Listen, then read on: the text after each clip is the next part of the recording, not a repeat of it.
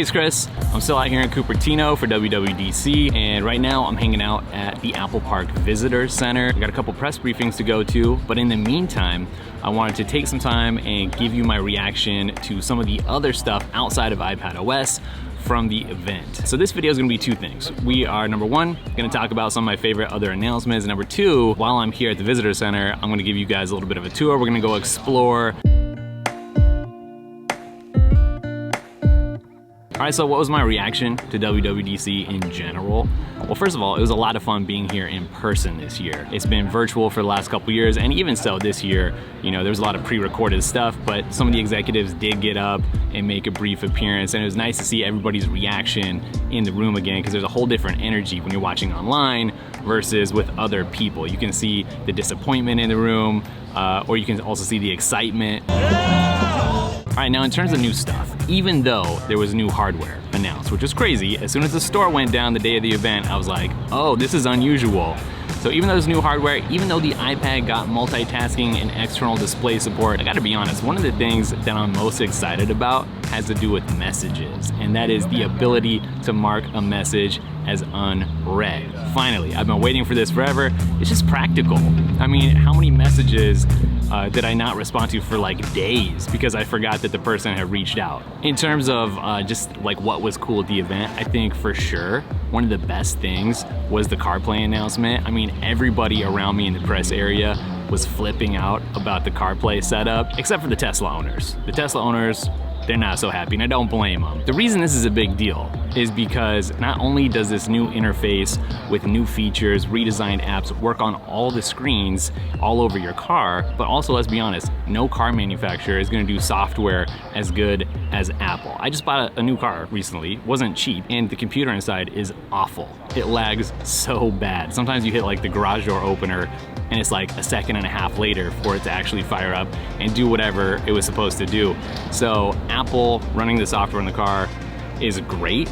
And honestly, this is gonna turn any car into an Apple car, sort of, right? More specifically, I'm really looking forward to the way that messages are gonna be handled. It's gonna be a little bit slicker, faster to send a message while you're driving around, and also the redesigned podcast app experience. I'm still using the actual Apple Podcast app. I've switched around a lot, but I'm excited for that to be easier to find things that I wanna listen to while I'm driving around, because it's been a big pain. In terms of macOS, I think one thing that's obviously awesome that I can't wait to try out is the new continuity camera, which lets you use your iPhone's camera, the back camera, the good camera, as a webcam for your Mac. So it's wireless, it's automatic. As soon as you move your iPhone close to the Mac, it's gonna pick it up and switch over to the camera mode, and it has Center Stage. I remember when Center Stage debuted on the iPad, I was blown away. I loved how it worked. It's not about the resolution. It's just a cool way to keep everything in frame. So that is coming here too. And honestly, I don't think I heard as much excitement or applause palpable in the audience as when they announced the desk view. So being able to use multiple lenses, one that's pointed at your face and the ultra wide that's pointed down to kind of simulate a top-down view of whatever is on your desk, that's pretty cool. That was super unexpected. That's the kind of stuff when it's unexpected and cool, that's when everyone freaks out, and they did. Now I can tell you right now, that is gonna be some grainy footage unless you have some good lighting in the room, especially with that ultra wide. Introducing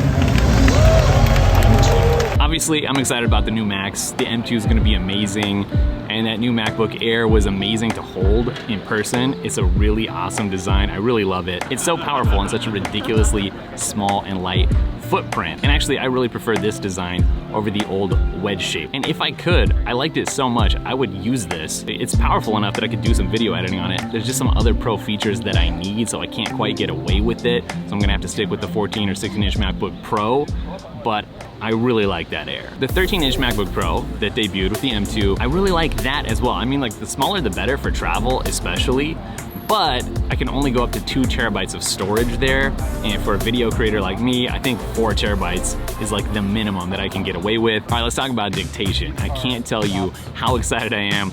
Too excited, probably, for most people, for the new dictation features. The reason I'm excited about it, because I use dictation all the time already, is because, number one, it's just faster. And number two, when I'm dictating stuff, I think differently, I speak differently. It's a little bit more natural than when I write stuff out. And the ability to be able to switch seamlessly between just talking in that dictation and being able to type at the same time without having to hit the button, cancel that, do some typing, hit the dictation button again, cancel again.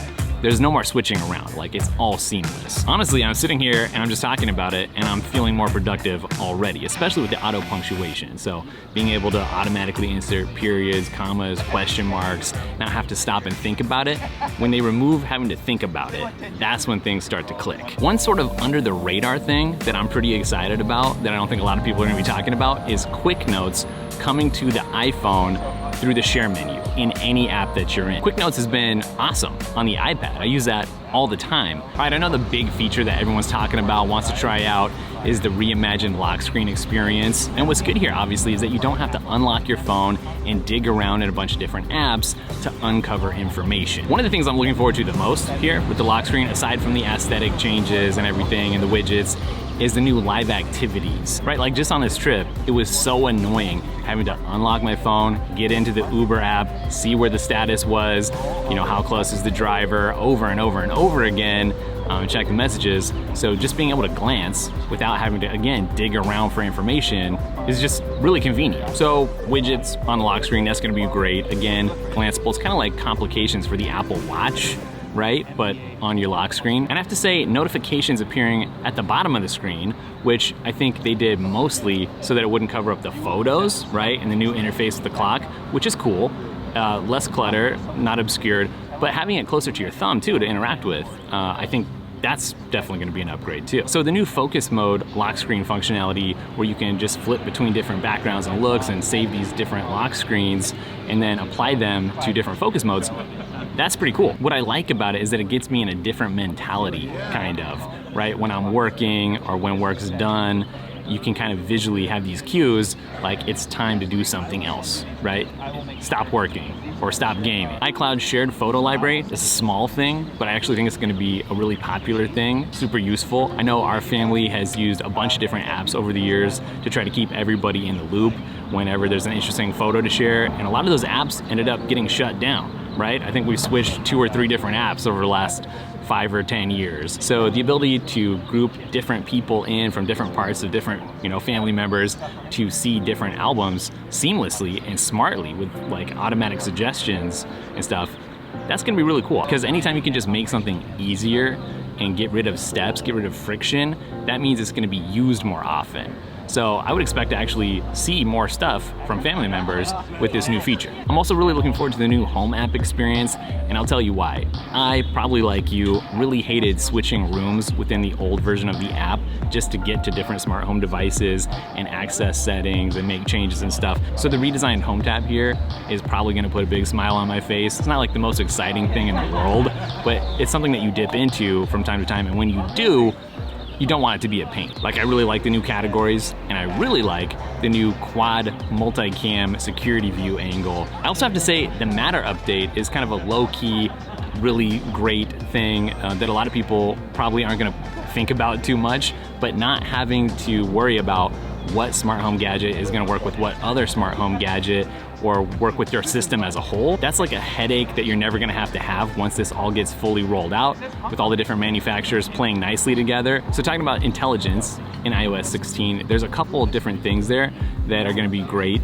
Number one, being able to cut out subjects from photos and paste them into other places. That's gonna be cool. For years, I've paid for remove.bg that integrates with Photoshop so that I can cut things out for thumbnails, for instance, for these videos. And I think this new feature is gonna put a lot of companies that do similar things out of business. I'm also pretty excited for the live text video integration. So being able to pause on any frame that has text within a video and interact with that text, copy it, paste it, look stuff up, get translations. This is a big deal, and as a video creator, I'm already thinking of ways that I can integrate this into my content to make life better and more useful for you guys in the audience. All right, so those are some of the announcements that I'm extra excited about. I'll probably make a separate video still on iOS 16 properly on the new MacBooks. I got to go hands-on with those and see what they're like. But right now, I think it's time for a tour. So let's go explore. First off, let me just describe where I've been sitting. Outside the visitor center, you got these great olive trees all over the place, and they provide some shade for the outdoor tables and the benches, and they just look like really idyllic. So when you're sitting here or when you're walking around, you almost feel like you're in this fake 3D render or something that an architect made, except it's real. This whole place just kind of has this unreal feeling to it, not just with the trees, but with the floor to ceiling windows, with the wood paneling on the ceiling, just all the attention paid to design all over the place. And in case you're wondering, it also has some pretty decent Wi-Fi. I mean, 40 megs when I'm pretty far away from the building, that's not too bad. So when you go inside, right on the other side of the glass from where I've been sitting, is what's probably my favorite part of the visitor center, and that would be the coffee bar, where of course I ordered a nitro. There's this cool little self-serve iPad with an ordering and payment system. And if you put in your phone number, you get a little text that says your order's ready. And this was actually my second nitro of the day, because earlier I got one from Starbucks so I could compare, and I have to say that the Apple Nitro is objectively better. I'm not just saying that because it's from Apple, it's smoother, and look at it. I mean, this thing's almost coming to life. So inside the cafe makes for a great place to chill or just to get some work done. So I sat here for a bit and I edited a video,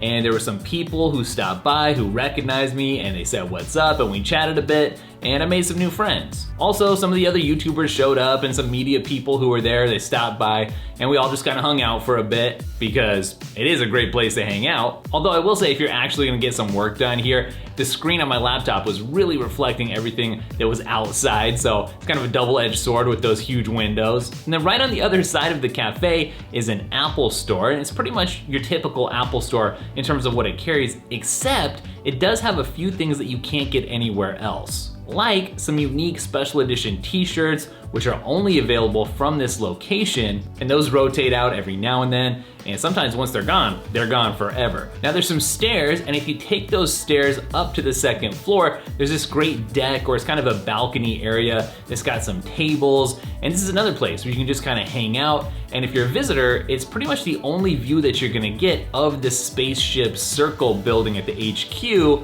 and even then, honestly, you really can't see all that much. But at least it's something. But don't worry though, I'm gonna upload a second video of all the stuff that I saw from inside the spaceship and inside the Steve Jobs Theater when I was there for the keynote. But up here on the deck, there's one thing I always notice, and that is the smell. It just smells like wood, like cedar baking in the sun or something. And it smells good, I like it. It adds to the atmosphere. But it was a really hot day, so there wasn't a whole lot of shade, so I didn't really stay up here for too long and get much done. I do just have to mention, as you're going back down the stairs, which are kind of a work of art all on their own, I don't know, you can look up the story with how those got designed, but you get another great view of all the trees outside, and you're just reminded like how cool this place really is. Now after this, I did pop over to the brand new developer center, which just opened, and I was able to meet with some of the developers and get some demos, but I couldn't film there, so unfortunately, that's gonna have to remain a mystery for you for now. So that's it for this now second tour that I've given of the visitor center. If you wanna see the first video, I'll link that up for you down below. That was from a couple of years ago. But again, stay tuned for an upcoming video where I'll show you around what I saw inside Apple's headquarters. All right, that's it for this one. Thanks for hanging out, and I'll catch you guys in the next video. Later.